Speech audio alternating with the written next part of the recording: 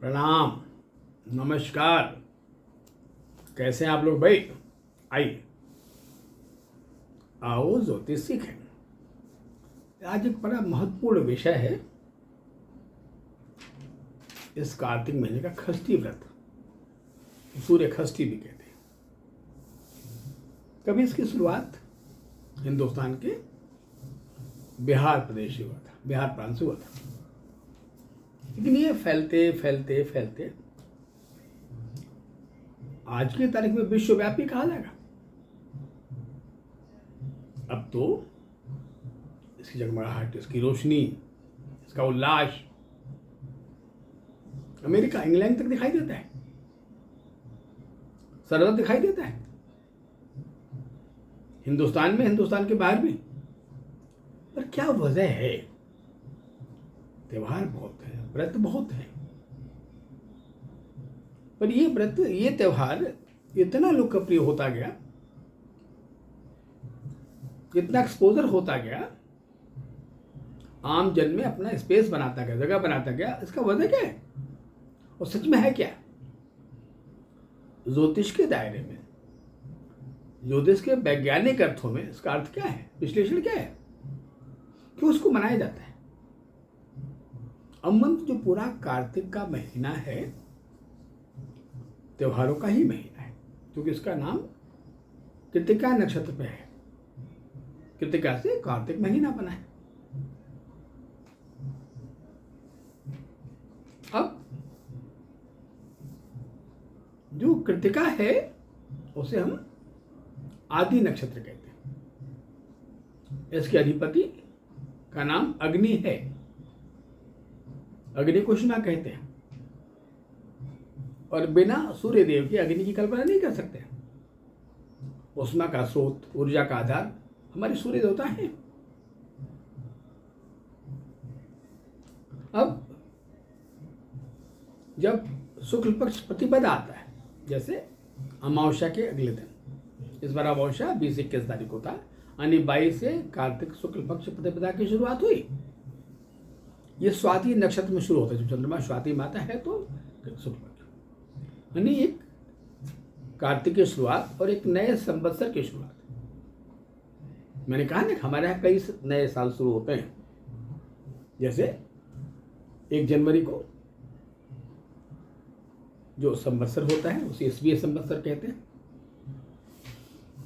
चैत्र शुक्ल पक्ष प्रतिपदा को जो संवत्सर शुरू, उसे विक्रम संवत्सर कहते हैं। और जब सूर्य मेष राशि में आते हैं 13-14 अप्रैल को, तो सूर्य का वर्ष होता है, सौर वर्ष कहते हैं। और जब अश्विनी शुक्ल पक्ष आता है तो नक्षत्र वर्ष कहते हैं, इसे बंगला वर्ष भी कहते हैं। बंगाल के लोग यही से अपना नया वर्ष मानते हैं।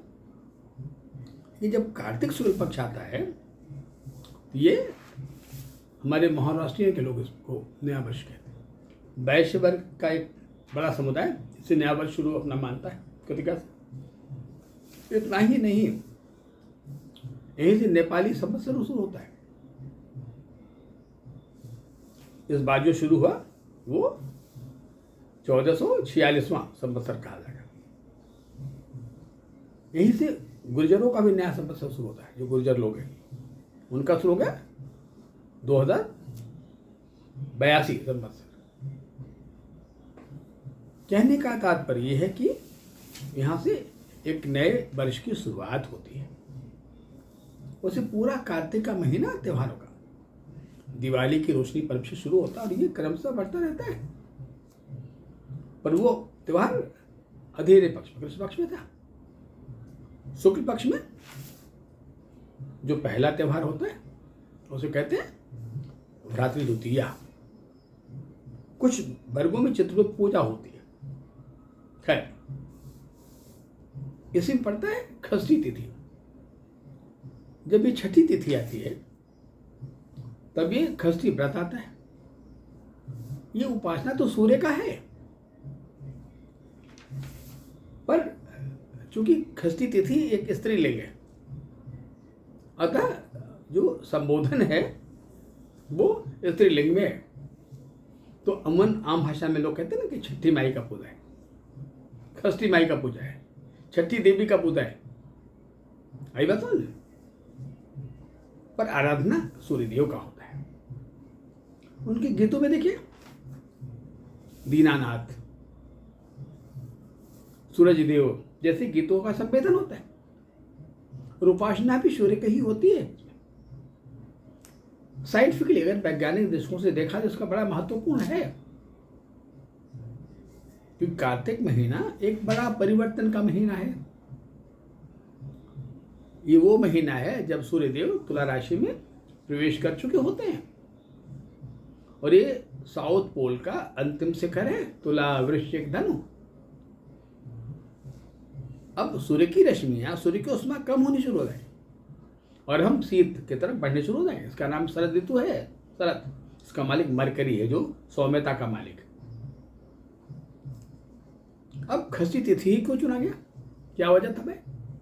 हाँ, क्योंकि अमावस्या का प्रभाव 5 दिन रहता है, तो पंचमी तक अमावस्या का प्रभाव आएगा। अमावस्या को अमांत या माशांत कहते हैं। हम नया सेलिब्रेशन उस 4-5 दिन के बाद ही शुरू करते हैं। तो जो 5वें व्रत आया वो खष्टी तिथि आएगा, जिसको नंदा तिथि भी कहते हैं। चंद्रमा नाम का ग्रह इस समय देखा जाए तो मूल नक्षत्र, वृश्चिक से धनु के बीच होता है, अंतिम दिन धनु नक्षत्र में होता है, जो बृहस्पति का, बृहस्पति की राशि है। सूर्य नाम का जो ग्रह है, खष्टी के दिन स्वाति नक्षत्र में दूसरे चरण में प्रवेश कर जाता है, यानी वो तुला राशि के बिल्कुल मध्य में आ जाता है। 9 चरणों का एक राशि बनती है। चित्रा के 2, स्वाति के 4, विशाखा के 3। जब वो 4 से 5 के बीच होता है, 4 सूर्य, तो इसे मध्यम बलि कहते हैं। मैंने सूर्य अब मजबूत होता है, तुला का सूर्य मजबूत होता जाएगा, यानी धीरे धीरे शीत की शुरुआत हो जाएगी। अब मौसम में ठंडानी शुरू हो जाएगी। पर इससे बचाव हमारे सूर्यदेव ही करते हैं, क्योंकि सृष्टि के जो आदि जनक हैं, जिनके बिना हम सृष्टि की कल्पना कर नहीं सकते हैं, उसका नाम सूर्य है, आदित्य। वैसे तो अगर देखा जाए हिंदू मिथोलॉजी में, भारतीय परंपरा में, तो सूर्य की उपासना का नियम है। आप योग में देखिए, सूर्य नमस्कार, सूर्य को प्रणाम, सूर्य प्रणाम, ये तो योग में मिलेगा आपको। और नित्य पूजा में भी लोग प्रयोग करते हैं, उसके तो मंत्र भी है। यही सूर्य सहस्रासो तेजो रासे जगतपते अनुकंपा मैदेव गृहाण अर्घ दिवाकर। हे सूर्यदेव, जिसके सहस्त्र किरणें हैं, सहस्त्रांशो, इसके हजारों अंश हैं, हजारों किरणें, सहस्त्र किरणें।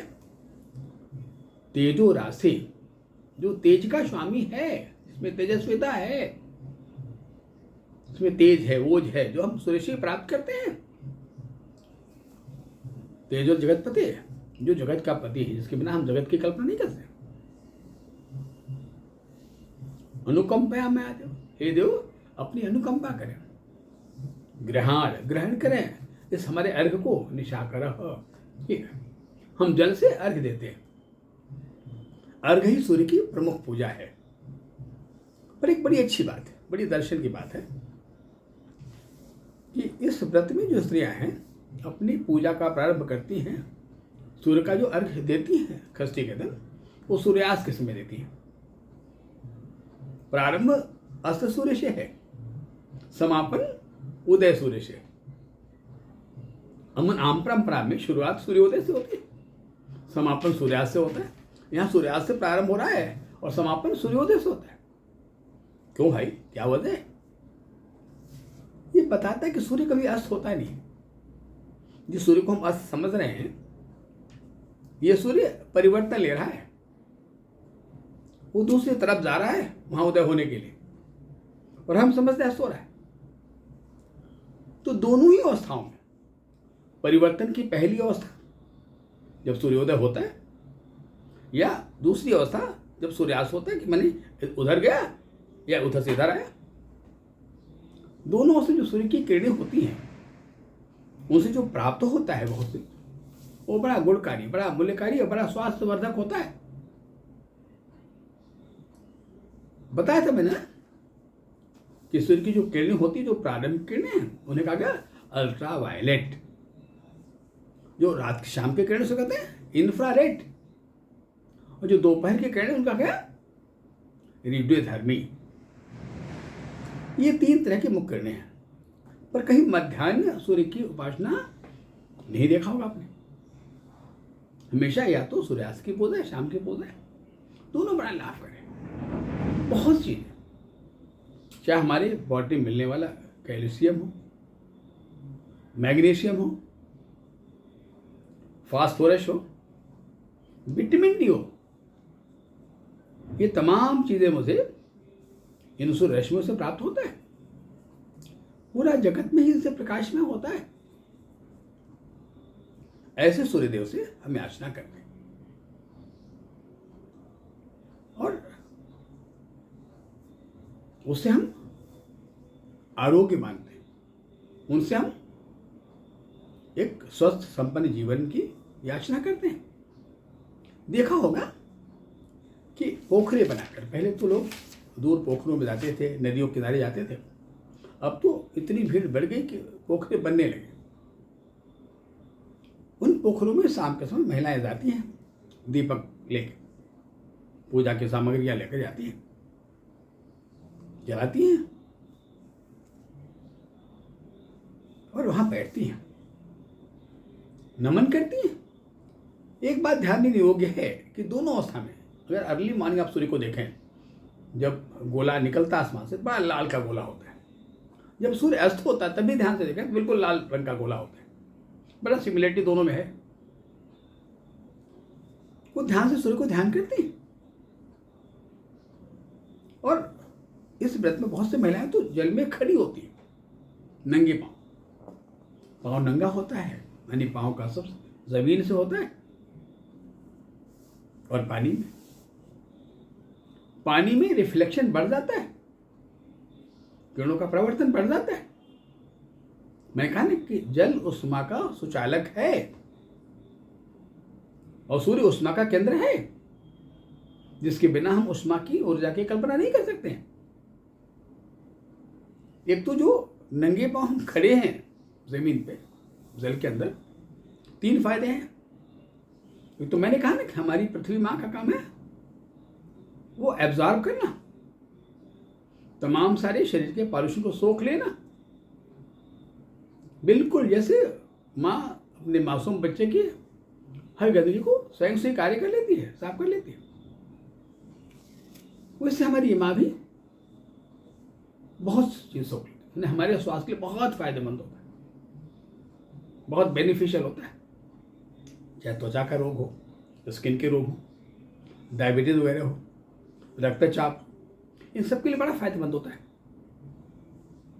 और फिर यही प्रक्रिया अगले दिन प्रातः सूर्योदय के समय होता है, यानी सूर्यास्त की पूजा हुई, सूर्योदय की पूजा हो गई, यानी दोनों किरणें मिल गई हमको। पहले मिला वो किरण शाम वाली इंफ्रारेड, बहुत फायदेमंद होता है, रिच कैल्शियम, बहुत सारी चीजें होती। और सवेरे मिला अल्ट्रा वायलेट, ये दोनों मिल गए। अब इतना गुणवत्ता है इस व्रत में, इतना लाभ इस व्रत में है, साइंटिफिकली देखा जाए तो, और इसकी लोकप्रियता बढ़ती गई। अच्छी चीजों का प्रचार करना नहीं पड़ता, स्वयं प्रचलित हो जाती है, लोगों में उनकी जगह डिमांड बढ़ जाती है। इस नाते हम इस व्रत को, इस पूजा को मनाते हैं, सेलिब्रेट करते हैं और सूर्यदेव को प्रणाम करते हैं। वैसे तो सूर्य चाहे हम पुल्लिंग मान लें, स्त्रीलिंग मान लें, नपुंसकलिंग मान, कुछ भी मान लें, आप गायत्री मंत्र को ले लीजिए ना, क्या है? सूर्योपासना। ओम भूर्भुवः स्वः तत्सवितुर्।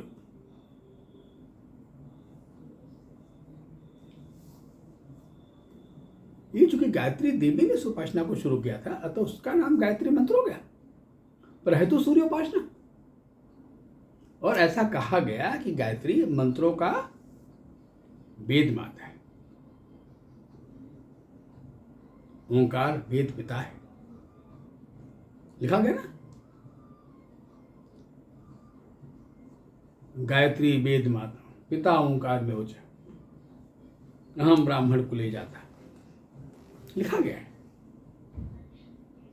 कि कोई ब्राह्मण तब बनता है जब वो ब्रह्म का जानने वाला। ब्रह्म क्या है? सृष्टि का प्रारंभ ही ब्रह्म है, ब्रह्मा से ब्रह्म बना है। उसको ज्ञात कर, स्वयं को पहचान लेना। जो इस पात्रता को धारण कर रहता है वो जन्म किसी भी कहीं भी जन्म ले ले, पर अगर इन गुणों को प्राप्त कर लेता है, किसी घर में पैदा होकर, किसी जाति में पैदा होकर, तो वो आदरणीय पूजनीय हो जाता है। खैर, तो एक तो ये कार्तिक का महीना बड़ा महत्वपूर्ण है। अभी आप देखेंगे इस कार्तिक महीने में अक्षय नवमी, हरि प्रबोधिनी एकादशी भी, आप दक्षिणायन आ गया। इसी महीने में हमारे प्रभु कृतिका कार्तिक महीने में हम अपनी निद्रा से देखते हैं हरि प्रबोधिनी एकादशी। ये हम स्मरण कर लें अपने हरि को, जो हमारे इष्ट हों। और एक बात और इस परंपरा में होता है ना, अभी अक्षय नवमी आ गया, नवमी एकादशी के दिन आंवले की पेटनी की भोजन, इसका क्या पहलू है? अरे भाई, ये मौसम के परिवर्तन का महीना है। इस महीने में परिवर्तन होता है तो हमारे शरीर में, कॉन्स्टिट्यूशन में, शरीर में एलर्जियां बढ़ जाती, कोल्ड कफ बढ़ जाता, बहुत एलर्जी, चाहे स्किन का एलर्जी हो या हमारी ईएनटी का एलर्जी हो, बढ़ जाता है। और आंवले में बहुत प्रचुर मात्रा में विटामिन सी है, इतना किसी फल में है नहीं। वैसे भी हमारा आयुर्वेद कहता है ना कि हमें जो सीजनल फल हैं, जो मौसम के फल हैं, उनका सेवन करना चाहिए। वो हमारे बड़े आरोग्यप्रद हैं, वो प्रकृति का औषधि उपहार है, वो औषधीय भोज्य पदार्थ हैं, जो भोज्य पदार्थ ही नहीं बल्कि औषधि भी है। अतः हमें आंवले से प्रचुर मात्रा में विटामिन सी मिल जाता है, जो रोग से लड़ने की ताकत, एंटीबॉडी को बढ़ा देता है, इम्यूनिटी को मजबूत कर देता है। अब जब हम आंवले की पेटी से भोजन बनाएं, अब भोजन बनाएं तो यहाँ भोजन बनता है, वहाँ भाप तो निकलता ही निकलता है, धुआं तो निकलता ही निकलता है। पहले ऐसे ही था, पहले गैस की चूल्हे भोजन तो बनता नहीं था। तो जब आग जलती थी, भोजन बनता था, तो जो धुआं जाता था, तो उस आंवले के पेड़ से कैल्शियम का क्षरण होता है, और जो क्षरण होता है वो हमारे भोजन में इन्वॉल्व होता है। अतः वह भोजन बड़ा आरोग्य, बड़ा फायदेमंद स्वास्थ्य के लिए होता है। कहने का तात्पर्य यह है कि भारतीय मनीषियों ने, हमारे वांग्मय में महर्षियों ने, विद्वानों ने, भारतीय लोगों ने समय के महत्व को, मौसम के महत्व को, परिवर्तनों के महत्व को बड़े अच्छे ढंग से निरूपित किया, बड़े अच्छे ढंग से वैज्ञानिक विश्लेषण किया, ऐसा बनाने की चेष्टा किया ताकि जीवन बीमार न पड़ने पाए। और जब तक हम इसका अनुपालन करते रहे, तब तक हमें बहुत ज़्यादा औषधियों का आवश्यकता होती नहीं था। धीरे धीरे हमारी लाइफ स्टाइल बदलती गई, हम बड़े मैकेनिकल होते गए, मेटलिस्टिक होते गए, हम बदलते गए। खैर, तो ये था आज का वर्णन इस कार्तिक महीने में होने वाले इस षष्ठी व्रत का, जो बड़ा महत्वपूर्ण है, और इसकी लोकप्रियता तो बढ़ती जा रही है, बढ़नी भी चाहिए, क्योंकि ये हमारे मानव जीवन के लिए एक बहुत अच्छा प्रेरक है कि ऐसे जो व्रत होते हैं जो हमारे अंदर एक सामूहिकता लाते हैं। कि उस घाट पर जहाँ लोग इकट्ठे होते हैं, जहाँ सेलिब्रेट होता है ये व्रत, पूजा की जाती है, वहाँ कोई धर्म जाति का बंटवारा नहीं होता है, हम सब एक जैसे हो जाते हैं। तो जहाँ सर्वधर्म, जहाँ सर्व एकाकी भाव हो, जहाँ कोई विभेद न हो, ऐसे व्रत, ऐसे पूजा हमें स्वीकार करना चाहिए और उसको सेलिब्रेट करना चाहिए। चलिए, और बातें करनी है अगले एपिसोड में, तब तक के लिए नमस्कार, प्रणाम।